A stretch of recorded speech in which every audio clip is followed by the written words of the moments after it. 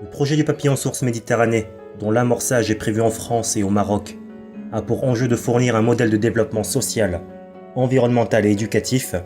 puis de fédérer les efforts de nombreux acteurs du changement positif, présents dans l'ensemble des pays de l'espace méditerranéen et au-delà.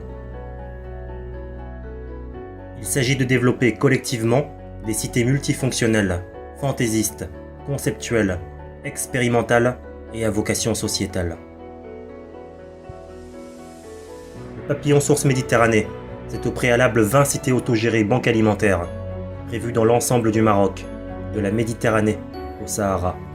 et un parc à thème, centre de recherche pluridisciplinaire, dans le département de la Charente, en France. L'initiation et la mise en place de ce consortium est un mécanisme puissant, capable de mobiliser un très grand nombre de ressources intellectuelles, de bonne volonté et de cœur, puis de garantir la pérennisation des résultats atteints. Des connexions de coopération transnationales et transgénérationnelles seront créées entre les rives de la Méditerranée et bien au-delà, outrepassant les différents conflits culturels et politiques, ainsi que les spéculations idéalistes, par la mise en place d'événements fortement rayonnants. Il s'agit d'un processus transnational innovant, amorçant un mouvement général d'union des cœurs et des cerveaux, puis d'un outil puissant de cohésion nationale et de diplomatie sociétale. Il s'agit d'un mécanisme de révélation et d'échange des pratiques les plus innovantes et les plus naturelles par le regroupement d'un grand nombre de spécialistes, chercheurs, inventeurs et artistes positifs, tous visionnaires, altruistes et porteurs d'espoir, mais également par l'usage permanent du biomimétisme dans de nombreux domaines. Parmi les deux modèles de cités conçus, les cités autogérées banques alimentaires seront des cités jardins-forêts sanctuaires, à la fois régénératrices sur le plan environnemental et le plan humain. Beaucoup de gens s'accordent à dire que les terres arides devraient jouer un rôle majeur dans la production agricole mondiale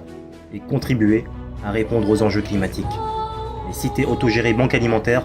ont donc pour mission principale d'assurer la stabilité et la sécurité alimentaire et pour mission secondaire de lutter contre les processus de raréfaction de l'eau et de désertification dans les régions arides et semi-arides. Dans ce cadre, un procédé agroclimatique novateur, développé par le programme L4Dev, permettra de relever de nombreux défis environnementaux et sociétaux dont font face le Maroc, les pays de l'espace méditerranéen, les pays du monde arabo-berbère musulman et les pays africains. Ces cités autogérées seront des vitrines du progrès à venir,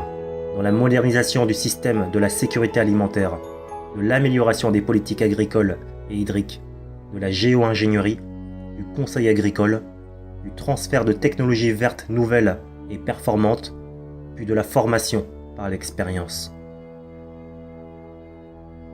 Voici donc venu le temps d'amorcer l'union des peuples tant désirée, et celui d'élever conjointement les nations françaises et marocaines au rang de modèles de développement sociétal à suivre, puis de moteurs du changement positif.